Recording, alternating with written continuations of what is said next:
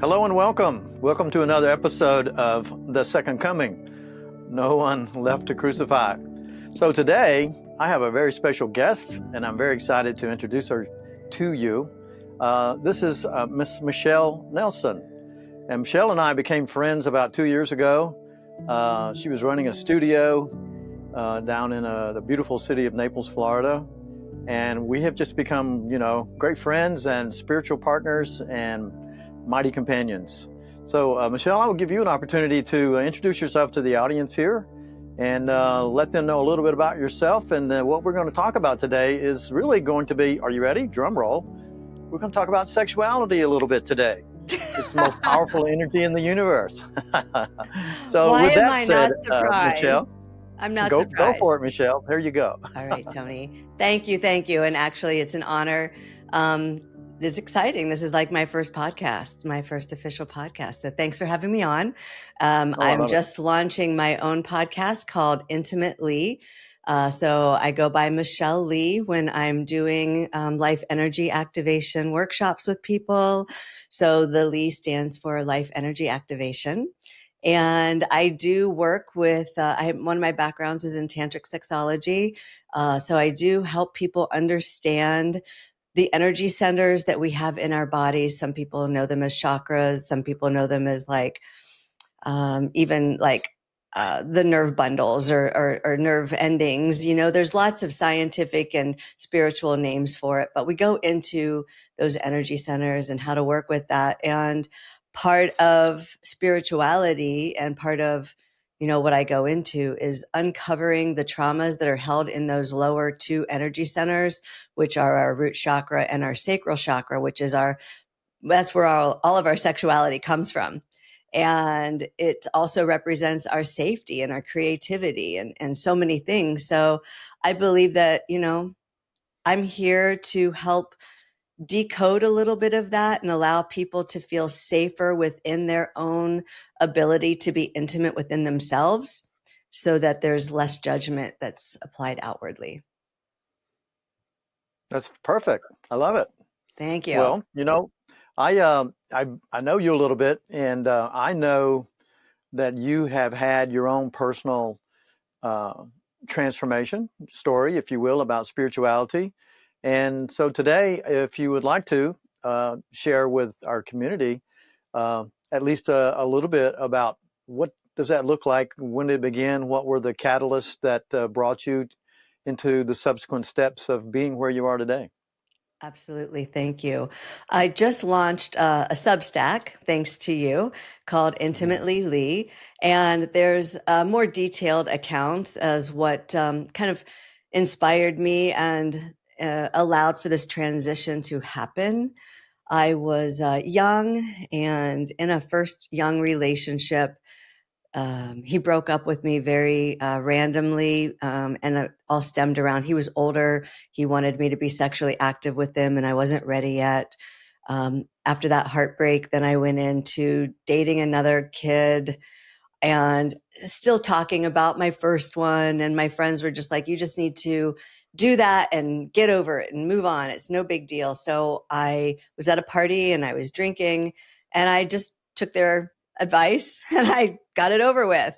The next morning, I was so upset with myself because it was never how I saw that to be, because I had parents who they've been married for 57 years and have had an amazing relationship. And I had such a great role model in front of me. I thought for sure that I wouldn't have any issues with relationships in my life. But I didn't have a good foundation of belief, even belief in myself.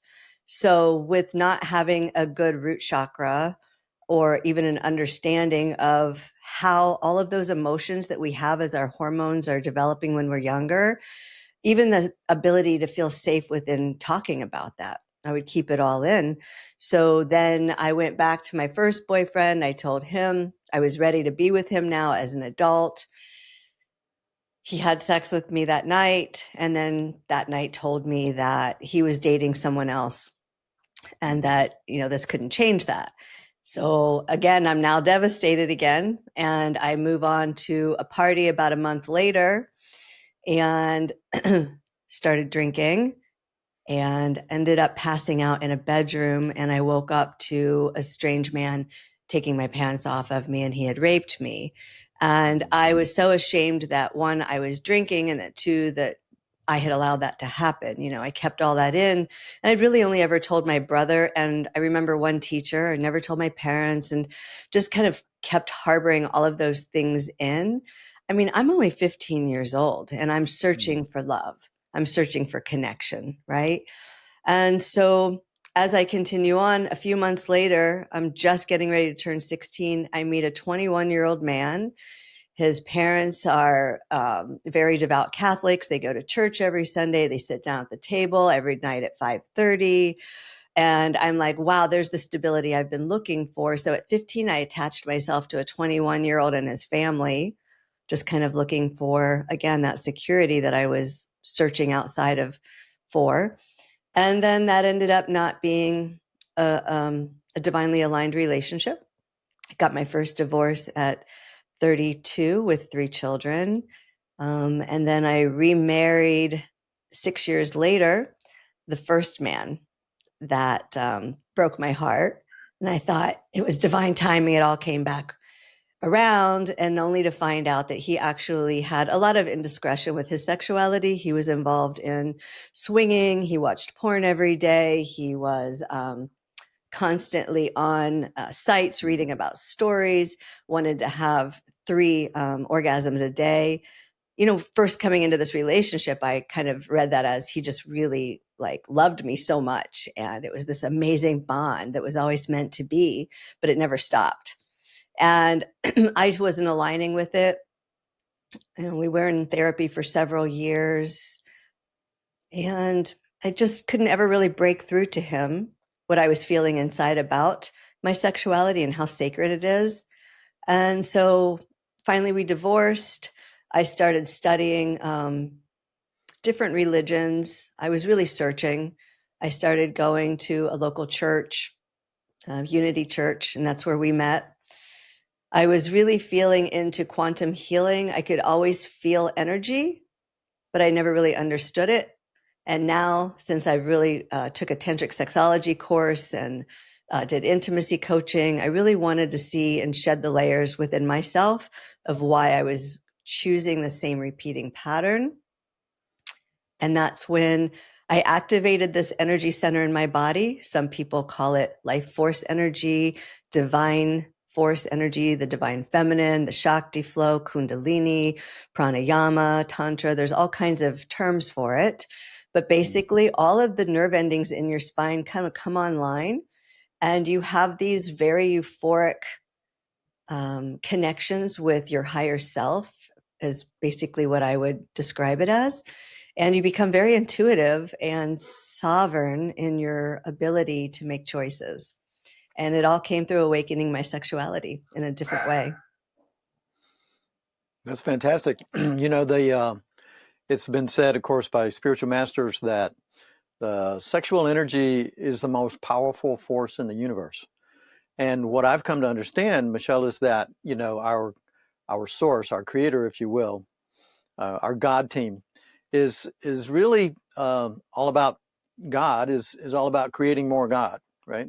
And God is love, and how God, how we came to be, if you will, in form, in the manifestation of form, is that this is a we were really established as a prototype. And, you know, there was a whole process. First came the movement of the mind of God. Then there was, you know, the idea of more of God. And then we came into existence, and we used the expression word, you know, in the beginning was the word, and that we are the word, the energy of the creator in action. And so we're all have been a part of all that creation from the very beginning of this universe, as we call it, in form. But ultimately, once the big explosion, if you will, form came into material existence, then there was a process of, you know, creating fire, as an example, and creating water, and creating, you know, planets that can sustain themselves through, you know, billions and billions of years, right?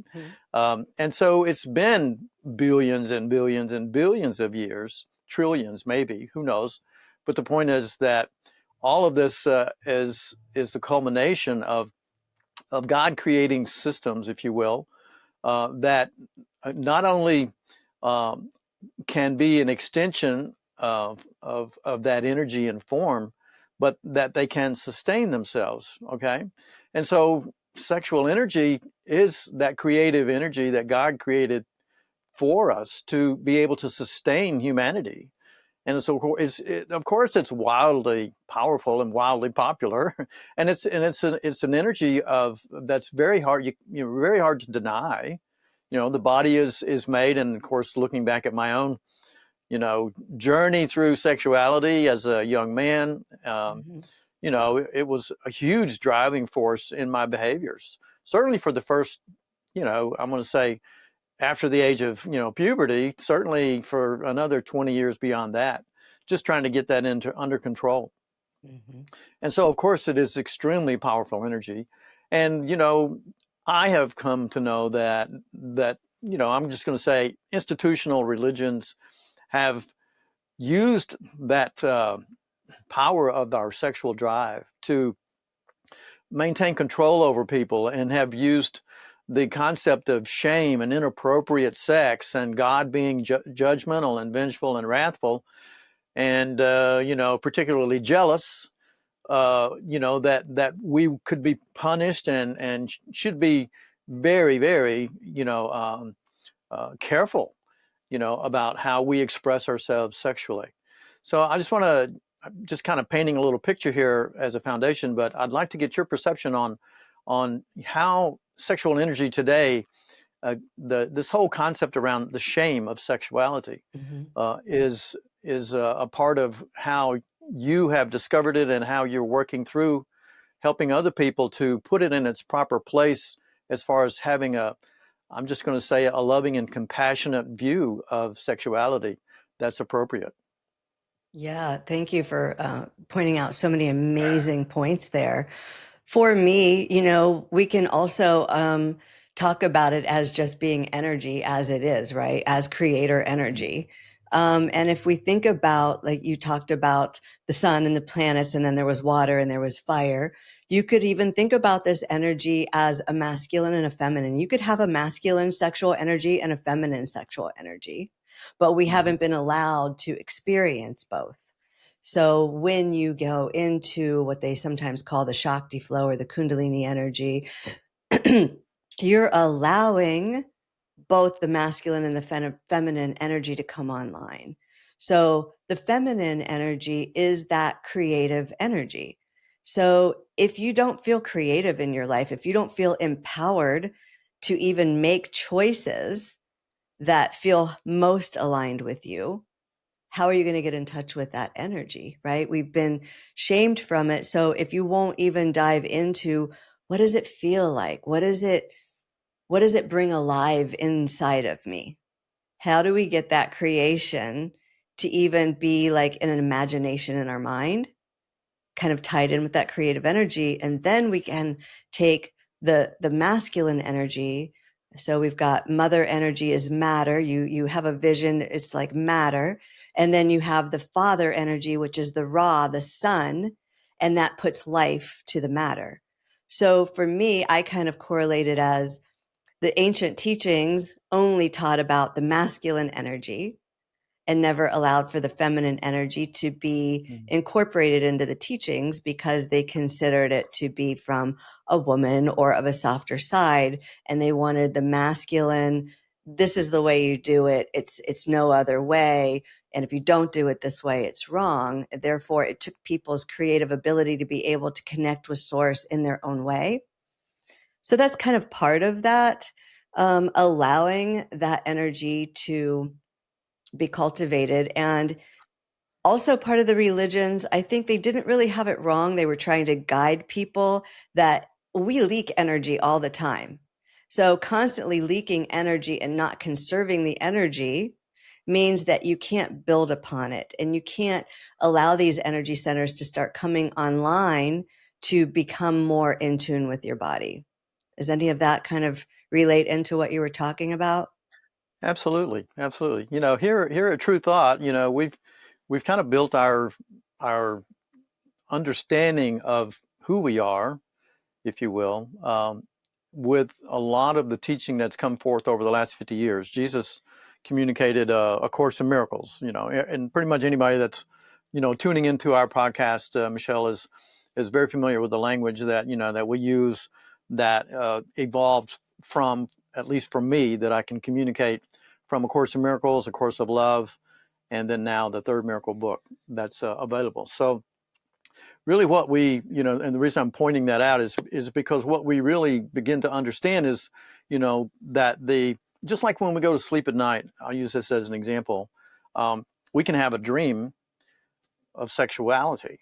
I've had several, I mean, not a lot, but at least 3 or 4 experiences of having sex in my dreams, Mm-hmm. right? And I think, and I've never actually, I've never really talked to anybody that denied that they did either. Right. I don't know if everybody else is like that, but it's like when we sleep at night, we kind of have created a new self, a more limited self indeed, but we have very similar experiences to what we have, in this experience right now today. Mm-hmm. I call this the sleeping self at night, and this the sleepwalking self during the day, right? To kind of get some distinction between the two. But the point of bringing it up is that sex has been being a part of why we have been designed, and all of these things are inherent in our design, our physical design of the body. We are not bodies, we are spirit. So we are, and Jesus tells us that the body is it's really nothing more than a communication device. It has its own systems that operate and run to sustain it, and to, again, duplicate it through, childbirth. Mm-hmm. And so on my own personal experience, I look at things now of having become familiar with different levels of consciousness, that we begin at this base level, and they all line up perfectly. Mm-hmm. And we can look at all of the chakras. And I know you've told me there are 12 total chakras, but typically most people focus on, is it 7 or 9 There's chakras? 22, but yes, most people focus on, there's hundreds. It just depends on how Yeah, there deep you you go. want It to just go keeps in. getting, Most and that's people what we focus do. on 7.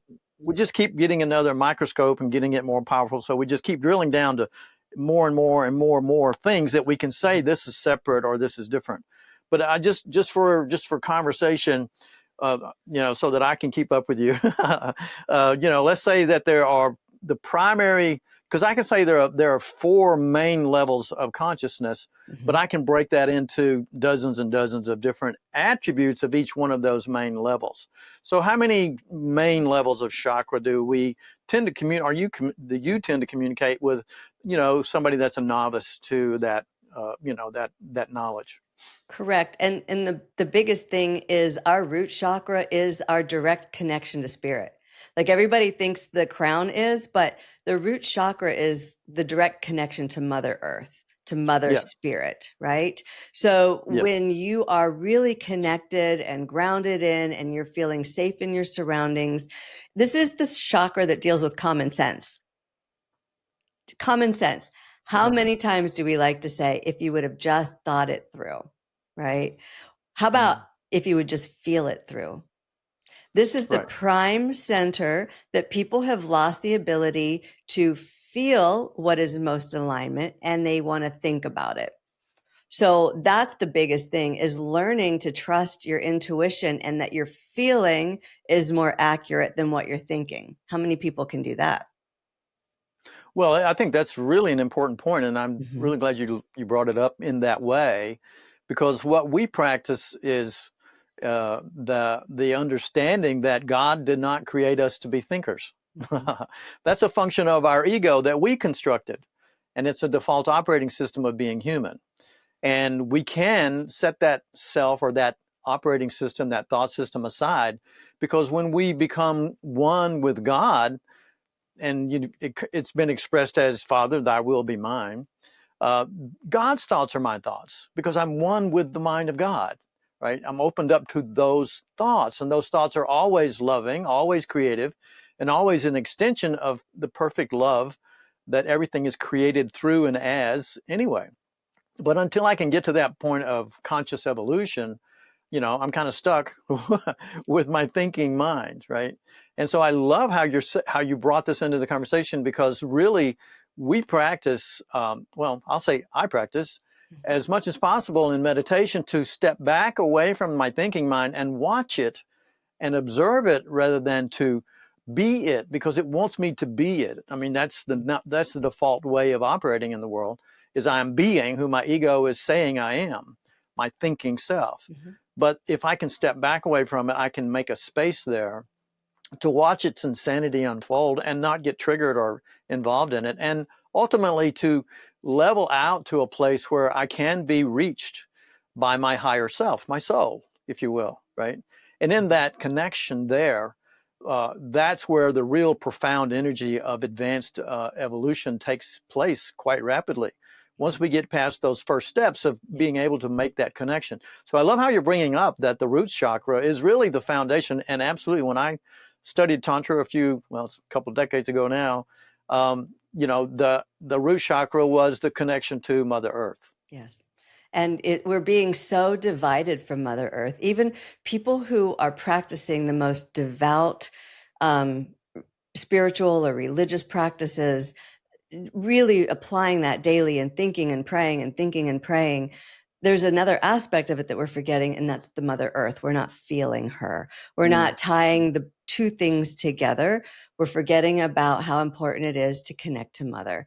And that is all about your intuition, your feelings.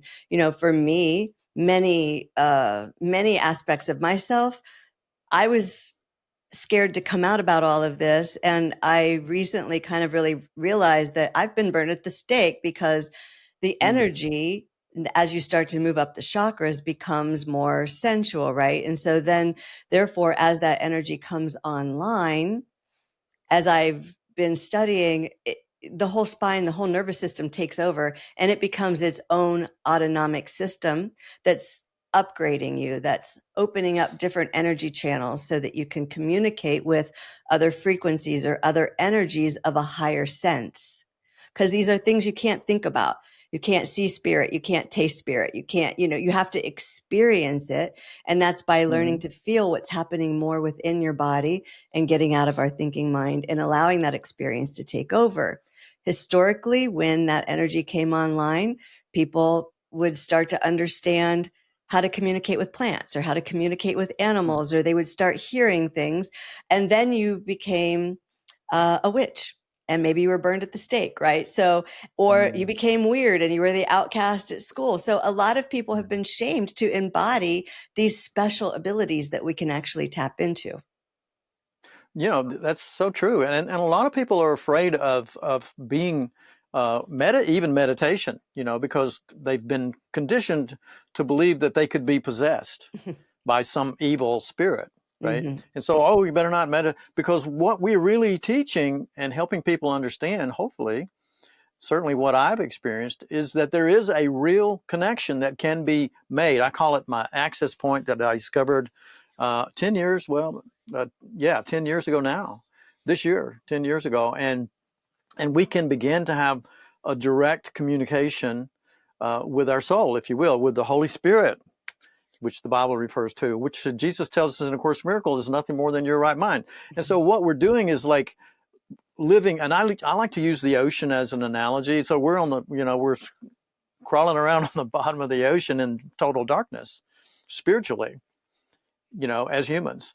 And then with some help and some friends that help to guide us, and some people that we begin to respect and love, and give them an opportunity to kind of guide us a little bit, we can begin to rise consciously so that we can begin to accept and believe that light does exist.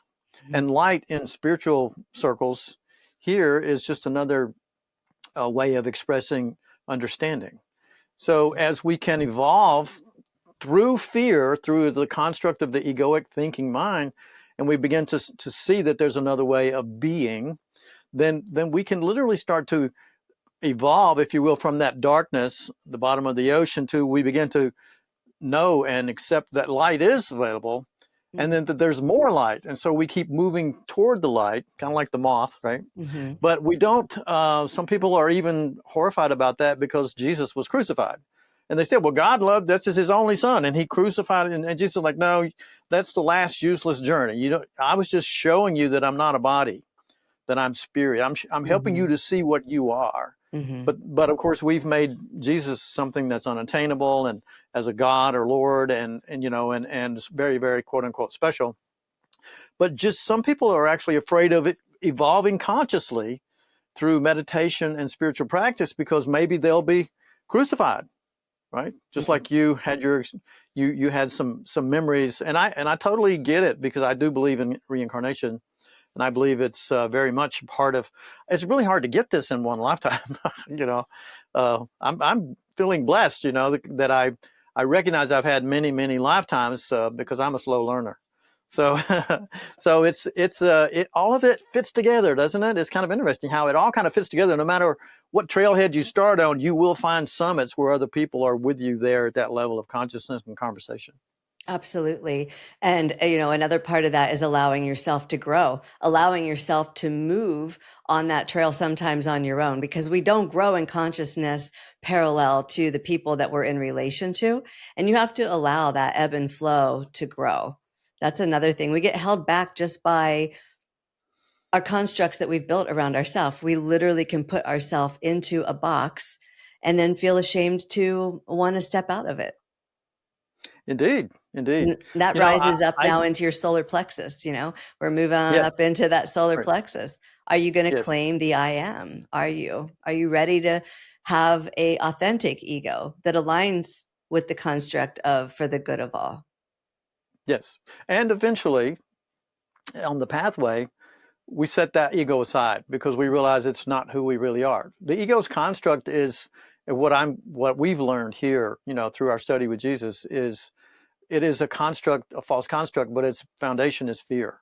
Hmm. And so all the things of feeling separate, and it's also a kind of a foundation of separation, right? So if we're operating in fear and we're operating in blame and we're operating believing that we're separate, God's okay. If there is a God, where are they? I don't see them.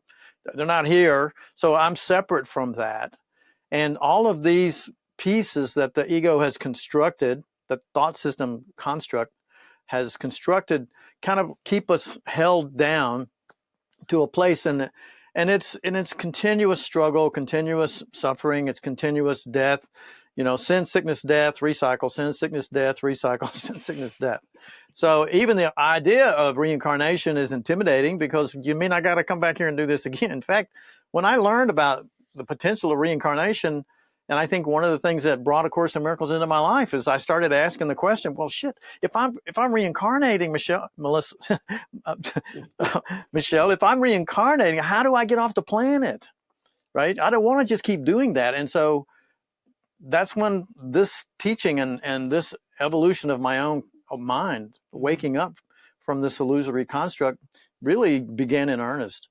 And I think, I got to say, I think that there's probably a few people watching us that would like to continue having some more conversations like this. Yeah, Um, I agree. yeah. And the more that we stay focused on the things outside of ourselves, the more that we tune into the news every single day, or we go down these rabbit holes of social media and accepting what other people's beliefs are, we're not authentically aligning. We need to go within to truly Mm, know what is the most highest aligned for ourselves and let go mm, of what everyone else is thinking. okay. Yes. Well, in regards to sex, just to circle back, Hmm.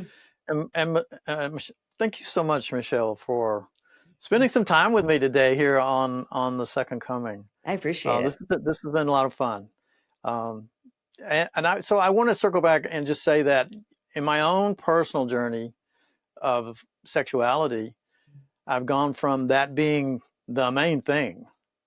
I mean, that was it was the underlying force behind almost all of my decisions. Mhm. And I had a similar experience of some abuse as a young man, a boy around the age of 12, and then going through relationships that just didn't work, you know, and blah, blah, blah, and the whole thing, multiple, lots of relationships and a few marriages as well. um, like yours. And so the point I want to make is that sexuality, as I evolved consciously, I began not only being able to step away from the construct of the ego mind, which is fear, sin, sickness, and death, and guilt, and all of that, and separation, to being able to hold that lightly, not hating that side of myself, but embracing that side of myself, and recognizing it's actually very innocent. It just doesn't know what it's doing, right? But it's very persuasive, and I was hypnotized by it for decades in my life. But eventually, the sexuality became um, a different experience because it really was more about feeling and opening and expressing male energy, my male sexuality, if you will, Michelle, through actually becoming surrendering, which was a completely new experience for me because women were always the ones who were surrendering in my early sexual experiences, and the male energy was more, a dominating energy, Mm-hmm. right? But the last few years of my sexual journey, the sexual intimacy Mm-hmm. and the surrender, the male energy, just surrendering everything Yep. to the union of being one with my partner, made sex turn into something that I never could have imagined how wonderful and amazing it could be. Can you speak to that for a moment? Imagine that union with just yourself anytime you want. Yes, of course.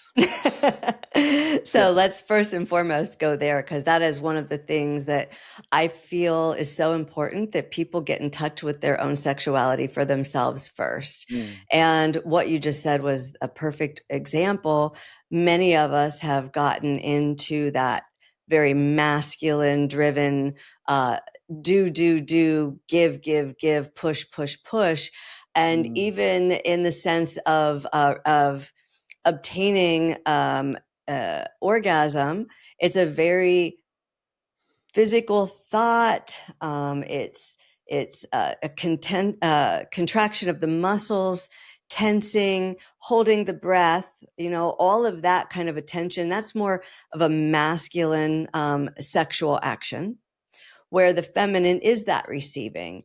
It's Mm. releasing all the muscles. It's releasing control. It's surrendering and just allowing yourself to feel into whatever's happening and not thinking, oh, they aren't touching me right, or oh, that's not how I like it. Or we get so into our mind's construct that what you experienced was the difference between having a mental orgasm and having a spiritual orgasm.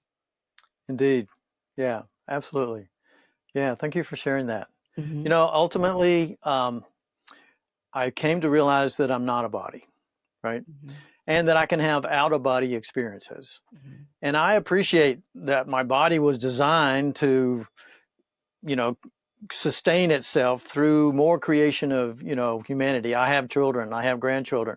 There's more of me. I love that, right? There's more of me. I love the idea of that. But ultimately, on my spiritual journey, sex became less and less of an attractor. And I had a Buddhist master, a mentor at one time, long before I found the Course in Miracles. This goes back a couple of decades. But I remember him. Somebody had asked him, okay, so you're celibate as a monk. You practice celibacy. So how do you deal with that? And he said, well, when you're climaxing all the time, you don't really need another body to experience it. I was celibate for the first year after my second divorce, practicing Kundalini yoga, different mantras and meditation, and really diving deep into what these energy centers were. My background before this, one of my lives on this planet this time around was as in physical therapy. So I love to study the human anatomy and how it relates to energetically moving. The kinesiology part was always really interesting, and understanding how muscles could contract the skeletal system. And I love how it all ties together. And of course, I loved sex too. So, like, the thought that I could actually take that energy and start moving it through my body that's the part that got me really, I thought I was going to heal my sexuality, but I actually opened so much more than just healing and Mm. allowing this energy to come online. I know there's a lot of doctors out there right now that are even talking about once you start healing that sexual aspect of yourself and start opening up to be able to have more of a spiritual, sensual experience within yourself, that's when that esoteric healing starts. Dr. Joe Dispenza talked about how he healed his spine. Dr. Zach Bush is out there talking about the prevalence of these nerve endings in our spine and how they communicate with our body. So at each level, on a scientific level, it's nerve bundles communicating with your body, right? And way Mm. back when they were talking and teaching this stuff, and I understand that when Jesus and Mary Magdalene came together, they already studied the chakra systems. They worked them together. When they talked about he cast 7 demons from her, that's the 7 chakras. And basically, he woke up each energy center on her body. And then she had that full body Kundalini orgasm, or that full body life force energetic awakening that happens through the vagus nerve and through the spinal energy. And it's moving the energy up and down the spine. So it is a miracle. And there's a lot of things that we can learn from this energy once we start releasing our shame and stop feeling that it has to come from outside of ourselves. And we start tapping into our internal mechanisms a little bit more. One of the things that I really like to teach about is creating that intimacy within yourself, because as we continue to look for things stimulating our visual or stimulating our senses. You look for a smell, you look for something that you hear, a story that turns you on, whatever that might be. That's creating more of a dependence on the mind to get you into that activity, whether with the partner or without. And even physical stimulations like vibrators, that's actually damaging the nerve endings. And so we get to Mm. that point of that human where we need more and more and more to get to that point, rather than surrendering to just feeling what's happening within. Wow, this is such an interesting subject, isn't it? And I've come to know that there is always more, isn't there? Always. Always more, and as we get to a different level on the journey, the top of the mountain, so to speak, we get to a new base camp, we get to a new plateau. There's other people that join us there, and then we learn from each other and we continue our journey. Ultimately, I've come to understand that when you become fully enlightened, which is to say that you become, as Jesus said, when you see me, you see the Father. Mm. What he was saying was my ego doesn't really is not expressing anymore as who I am, as what I am. And so the soul then, that highest level that the body can sustain or deal with, handle, if you will, Mm-hmm. the body actually stops aging, and the body can actually start to reverse. The body becomes perfect. So I look at these things like, Dr. Dispenza was talking about, as confirmations, that we're moving in the right direction. Our body actually begins to align with every step of consciousness that we evolve to. Every time we have, a quantum leap or, a big step forward in our conscious evolution, our body has to catch up. Mm-hmm. And I was wondering why it was taking so long for me to get past certain levels, when I looked back on my personal journey. But I know now it's because my body had to kind of catch up, before I could continue and move forward consciously in my own journey. Ultimately, I know that I am not a body, and I can speak to, if you will, about the different dimensional constructs. So we say this is a 3D dimensional experience, but you can have a 4D experience here, which is, in other words, you're beginning to see that you are a part of somebody else. You're starting to see yourself in other people.